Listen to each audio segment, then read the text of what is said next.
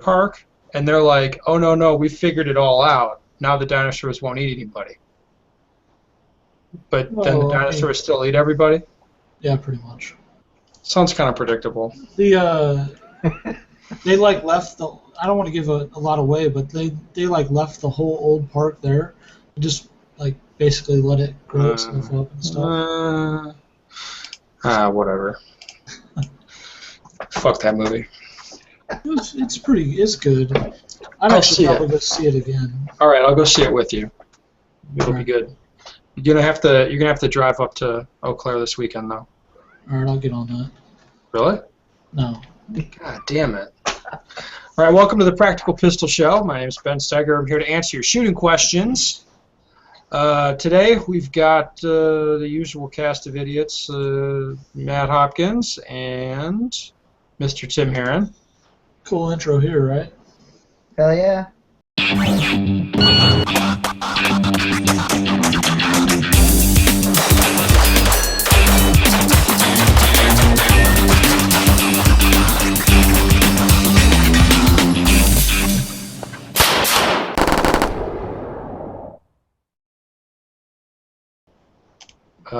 Yeah, I mean, I don't see why not. I have to splice that in on YouTube. It's a pain in the ass. I know. That's why I said it. I'm not going to do it, probably. Fine. I'll see if Miles will do it. Why? I said This- fine. Oh, fine. Yeah, okay, good. I'm glad you're good with it, because I'm probably not going to do it. That's fine. Okay, so today we are discussing a topic that I'm a little surprised at how pissed off people got about it and how polarized they are, which means it's awesome for the internet, right? That's what the internet exists for, right? No, because it got blown up on Duty Forum, which means a lot of these idiots are anonymous, which just so they're anonymous and they have an audience, which pretty much amplifies whatever it is they're saying. Okay, so here, let me tee it up for you. If a match director who is holding a sanctioned state or sectional level match in either USPSA or IDPA is openly carrying a loaded and cocked pistol around the range and in the bays for the entire match, is this an acceptable practice? If I look at the USPSA rulebook, at 521 it states the carry methods that must be used. IDPA Rule 211 clearly states cold range is the rule when at IDPA sanctioned match. If the policy of the local range is to allow MD or staff to carry loaded, should that carry on to an officially sanctioned USPSA or IDPA match, or should the USPSA IDPA rules cover the local range policy in this instance? I know we are all gun people and carry on a daily basis with loaded guns, but the core question is this a clear violation of the sport's rules and ethics, and what actions should happen if this type of behavior occurred? Whoa. Okay. Your initial reaction to this, Hopkins, what do you think? I'm pretty much okay with it, I think. As long as it's like a certain set of guidelines. Like, I don't know, it'd be hard to lay those out. But yeah, I don't have a problem with it. I mean, what other area are you going to find that many guns that are unloaded at one time if you like chose to go and do something at a match? Yeah, true. Heron, what did you think of that? He's saving lives, man. He's carrying, protecting us. He's, no, I don't have a problem with it. But at the same time, I mean, aren't the rules there in place if it's a sanctioned match? The rules are there for everybody to follow, match director included, right?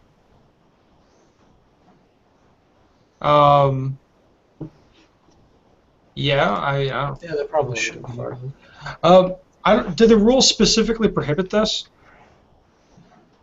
Well, the rules specifically say that that the range is to remain a cold range during a match, right?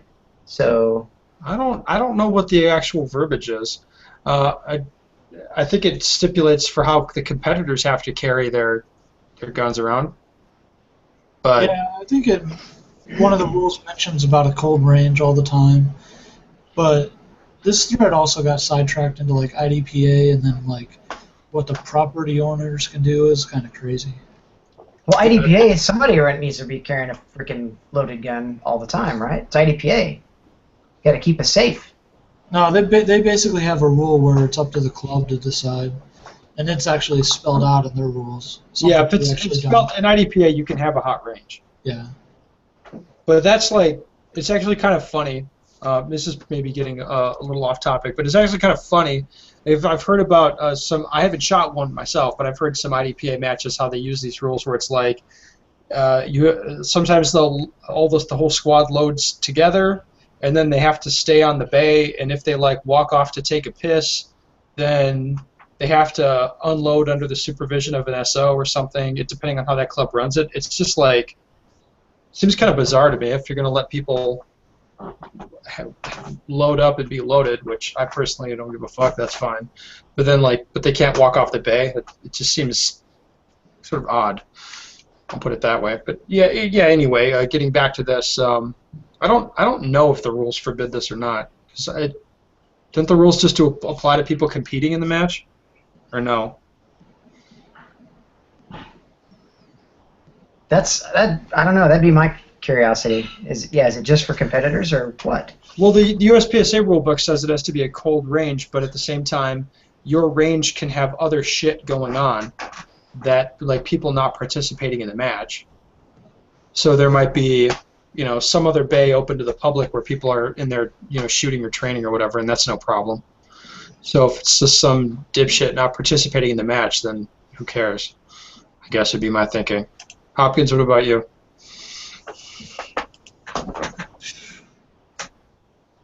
I don't really have a concern either way, dude. As long as it's like. Okay, well, here's what I'm trying to understand. How the hell did this go like 80 posts? I don't know. Because everybody's I think I know why. None of us give any fucks about this, right? No, the dudes that are Zero. like opposed to Zero. getting rid of the head target are the same dudes who are like, fuck that America and all this shit. We can carry guns how we want, and then like. I don't know. They got into like, well, the property owner can fucking tell you how. It doesn't matter what USPSA says then. Well, So- no, then it's no, because then it's like the property owner, so the range enters into an agreement with USPSA when they become, when they affiliate, and it's like, if you're going to hold USPSA matches, you're going to follow USPSA rules during those matches. You don't get to pick and choose which ones you want, or we can yank your affiliation, and it's no longer a USPSA match. That's exactly. That's the way it is. That same idea goes is can a range ban a person and then host a USPSA match that is supposed to be open to everybody? Well, no, that's a problem. So what USPSA can, and in my opinion should do, if there's a problem with a club like that, is just pull their affiliation. Right. Just say, well, you guys can run Joe Bob's tactical shoot, but you can't have a USPSA match. Because They weren't following protocol. they weren't following USPSA rules. Yeah. Right. If the situation comes to a head, that's what they have to do. But there's lots of clubs around the country that do not follow USPSA rules, and they end up tons. And Yeah. I think my feeling is it gets ignored until the issues. So it becomes an issue? If somebody on YouTube shoots himself, or No. Well, here's an example. Like, I've been to some clubs where if you shoot the sidewall, it's a non-impact berm. So if you shoot that, it's a match DQ. Period. right? Which is not a USPSA rule. So if that were to happen, that somebody shoots that sidewall and gets DQ'd from the match, and they raise hell with USPSA headquarters about this, then the issue's being forced. Right? Then USPSA has to do something. Either talk to the club and get them to change, or the club will be like, "Oh, fuck yourself, USPSA," or whatever. The issue gets forced. Right. Yeah, man, we're getting way the fuck off topic. Yeah. Yeah. But anyways, this thread got I don't know, just a bunch of people getting pissed off. But I think most of the people criticizing the guys carrying loaded guns at a shooting range We're like, what are you, a tactical Timmy, like trying to protect people, or I don't know. It's just that seemed to be the brunt of the criticism is they just, I don't know, they didn't dig it because they didn't like the way it looked. I don't know. So- I think it went back to the you're trying to restrict my rights, and I can carry a loaded gun Oh if my I want God. to. Right. That's what I think it turned into as well. Somebody feels like they got a foot shoved up their ass for something, and it shouldn't have been that way. Yeah. Well, I mean, I don't understand why anybody gives a shit if they're carrying around a loaded gun, but that's just me. I mean, Like, and I don't care. kind of what we do anyway, right? We play with frickin' No, you unload them as soon as you're done. Well, yeah. Oh, damn it! I forgot that. Yeah. Yeah, exactly. That's how that works. I don't know, it's fucking bizarre. All right, anything else to say about this, you fucking goons? I don't really. I mean, I think it got blown up and there's only like 2 dudes posting most of the time. Yeah, the fight, he was like, Foley got on there and talked about it. It's pretty Yeah, funny. that was interesting. I thought it was kind of like, They yeah, also got into like if a cop shows up, like he's not gonna unload his gun. And I've shot matches where like the police hosted it or sheriff's department hosted it. All the police, like sworn officers, were all carrying hot. I had no problem with it. no, you don't give a fuck. I love it. All right, let's get into a shooting question because we need that shit. We need to answer some shooting questions in our life. Okay. I've taken many of the suggestions on your books and in the podcasts. He put podcast in quotation marks. I think he's implying that it's not actually a podcast. Anyway, It's like a video cast at this point, isn't it? that's still a podcast. But anyway, to heart, and my practice seems to be paying more dividends lately. I do more stage, again, that's in quotations, stage scenario-based training after a few warm-up drills. I think he's implying it's not really a stage. This guy's weird. All right. However, I've had a bad club match this last weekend, but still managed to finish second. It beat a few guys that normally finish ahead of me. I also had the feeling like I was shooting really slow.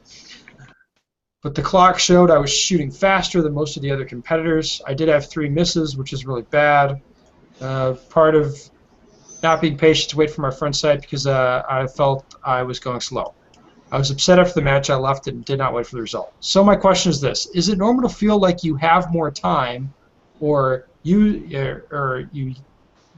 use more time as you become more comfortable or economical in shooting against the clock? Am I moving in the right direction? Any advice besides aim and hit stuff?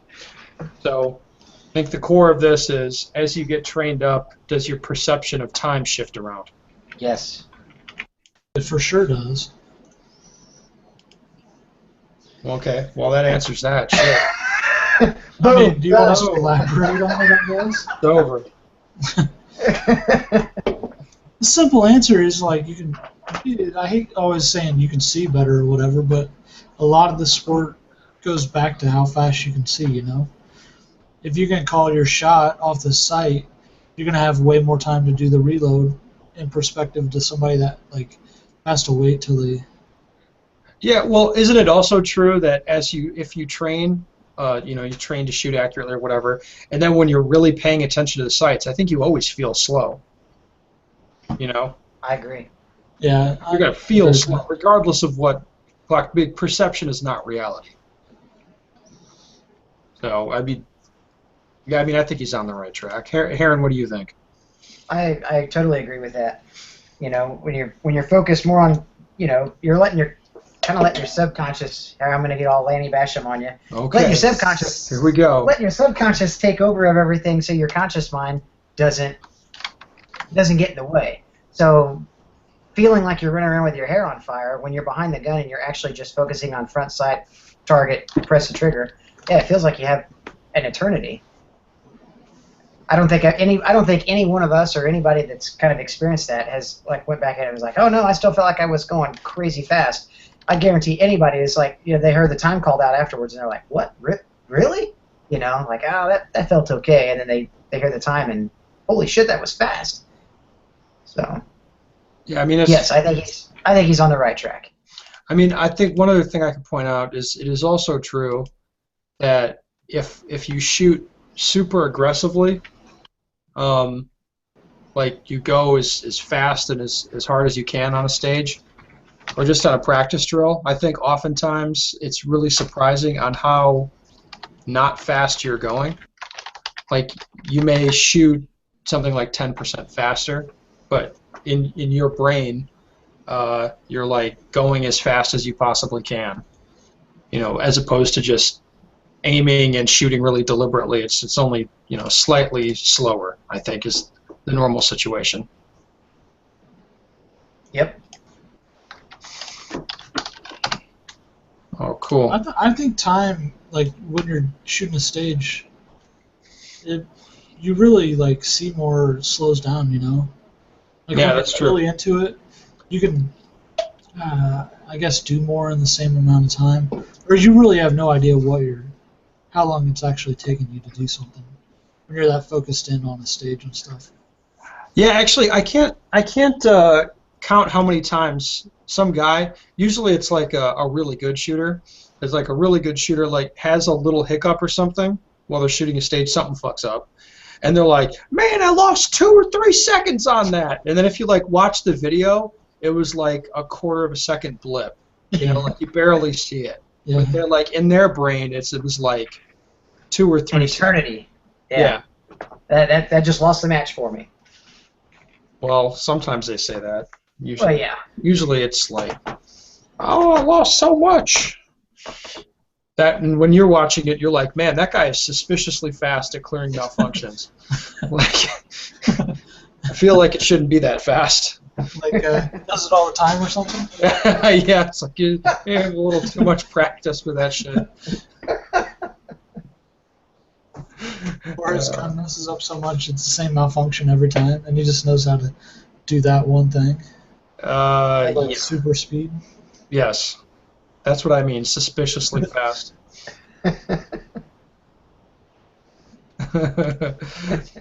All right. How long did we go?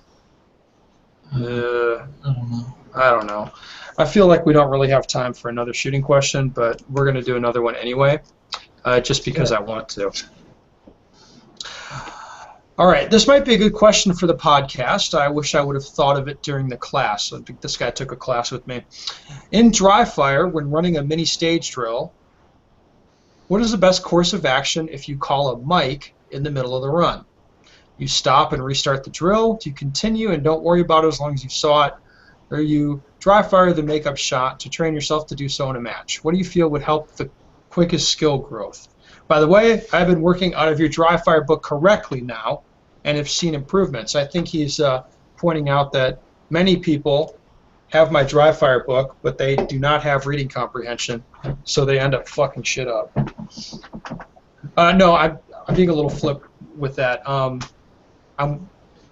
It's hard to understand. It's hard to understand how to do everything correctly. So if you go do a class, you kind of see, what parts to really emphasize as far as like grip strength and trigger control and what sort of sight focal points to use on different drills. I mean, it's tough to understand, and I promise in the revisions of the dry fire book, I will incorporate stuff that I see people commonly having problems with, and hopefully it'll get better, for people in the future, because I want them to be able to get the book and practice at home by themselves. But people need stuff emphasized. I think more. I think the critical stuff's in there, but it's just you have to read everything really carefully to catch everything. Anyway, getting to the guy's question, Hopkins, what do you think? Can you repeat the question after all that? God damn it! Okay, so Sorry, dude. So he's doing a dry fire mini stage scenario thing, and he calls a miss. Do you stop, restart, No, carry, you gotta or fire a makeup? fire makeup. You want to shoot in your practice just like your matches, But a good thing about your calling misses and shit means you're actually seeing real good and like that you're learning something. I think that's a very good thing to do. Ooh, Like you could call the mic. That's really good, right? that's a good answer, Hopkins. Tim Herron's going to have a hard time keeping up with that. He's I got think- nothing. You can't add anything to that. Yeah, done. Fucked. Sorry, I'll only do half the answer next time. Damn, dude. I Pretty think soon- stopping the drill in the middle of it. That's is retarded. crazy. I don't. Yeah, stopping the drill in the middle is not the way to Like, do it. But yeah, if you're When calling would a that mic, ever happen? make it up. When would you stop the drill? No, like if you were shooting a match, when would it happen? You watch people do that all the time. I know, I see it. We When- shoot a local match where sometimes if someone F's up a start, they'll be like, "Oh, stop," and then we'll restart. I'm like, you guys are teaching some bad habits. Like, Wait, they they get do to it. that in your club matches? If they get to a major What? match and then like something happens, Wait, what they'll the? think they'll restart them. Whoa, back up. You're Dude, I've telling talked me to him. I've you talked to do him that about shit at it. your club matches? It's not an actual USPSA. It's like the indoor Tuesday night thing. Oh my god. But it still creates super bad habits, like that have come back to fight people at major matches. And I've talked to them about it. They've stopped doing it as much, but they still do it sometimes. As much. And it's Holy shit. it creates super bad habits. Like if you like draw and nothing fires, they'll stop and like if you do that shit at major, it's like, well, clock's running. No, they'll just look at you. Yeah. If they're an experienced RO, they'll kind of look at you confused. If you kind of look back at them, and they're like, "If you're finished, unload show clear." Like, what else are you gonna say?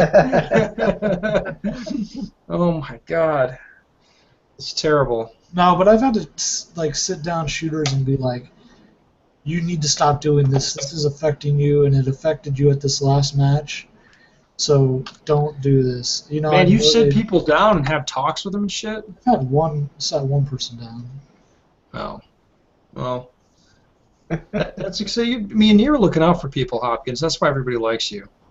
I don't know. I think I made somebody mad tonight. Oh.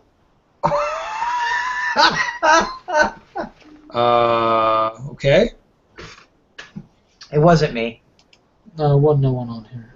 Oh, okay. Well, thank you for sharing that. I appreciate it. Tim, do you have anything to add? I can't think of anything. No, I think Matt pretty well knocked it out of the park. Yet. Yeah. So good. All right. If you have any shooting questions you'd like Matt to answer, head over to benstugger.com and email them to me, and he'll fucking obliterate them. Boom. We'll smash that question. Or if you want to talk to him directly, go to hopkinsshooting.com. Tim Heron is too unprofessional to have a website. I can't get Timmy Myers motivated enough to build me a website. Bastard. Why the fuck would he build you a website? Well, why the fuck did he build Matt Hopkins a website? He likes Matt Hopkins. Oh. It's real simple. True. Hit me up All on Facebook, people. Yeah, find Tim Heron on Facebook if you have shooting questions that you'd like him to have Matt answer. And Yeah. then he'll forward you the response.